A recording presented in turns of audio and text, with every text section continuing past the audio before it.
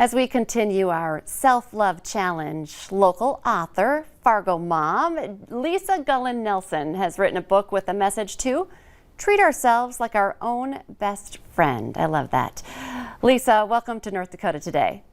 Thank you. Thanks for having me. Congratulations on publishing your first book. Now, I've known you for quite a while. You know, we're both 29, but quite a long time ago, we both were reporters at the same time. That was a few years back. But I did not know that this was something that you had wanted to do. So what inspired you to write this book?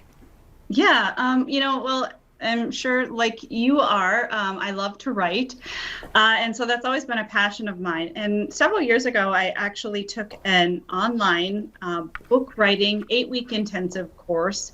And I intended to write a fiction novel about a young girl with some adventures. And when I started writing, this just poured out of me. So yeah, it's been a really interesting experience, but really fun and rewarding and very scary and humbling. But yeah, so it's just been fun. So you have permission. What is this book about, and who would benefit from reading it?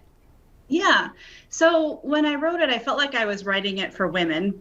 But really, I was writing it to myself. And then when I published it and my husband started reading it, he said, you know, this is really for everyone. So hopefully people can change the pronouns around a little bit. But I think it's really for anybody who has, given to others so much and forgotten to give themselves permission to just do what they want and be who they want to be. Well, and you being a mom, we love to celebrate moms here. How did you find the time? Because obviously that reason, I can see that, we give moms, give. We forget to fill up our own cups sometimes. How did you make this happen, as a mom, wife, and having another job? Yeah, no, that's a great question. I don't even know sometimes how I made it happen. When you are passionate about something, you really do find the time for it. And it's making sure, and that's kind of what this book is about, really. It's about, what is it that really sets your heart on fire, and then carving out time. So it was at night and on weekends and when kids were taking naps, and sometimes it would be when I was driving to work and I'd find something and it would inspire me, and so I'd talk into my phone and record it, talk to text or whatever, and then write that down later. And so I kept doing that until all of a sudden it was a full book. I love that. We don't have a lot of time left, but is there a little bit of your book that you could read to us? Sure. Let's see here. So this chapter is really about trusting the process and, allowing the universe to kind of bring things to you that you want in the time that they're meant to. So one afternoon, as my family drove to a friend's for dinner, the skies opened up into a lovely sun shower. Delighted, my daughter and I decided to look for the rainbow we were sure would be there. In a minute, we had the whole car looking for a rainbow. We looked on the way home too, but still no rainbow. We were all a little disappointed. We knew there should be a rainbow out there.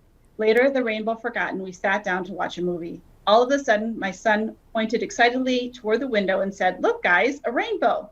We looked out to see not one, but two beautiful multicolored arcs. It was breathtaking, as if the universe had given us a double reward for our patience. Oftentimes, we assume that what we desire will be delivered to us in a certain way and time because historically that's how it's gone, or because we believe that's how things should unfold. We attach all sorts of restrictions, rules, and timelines to it.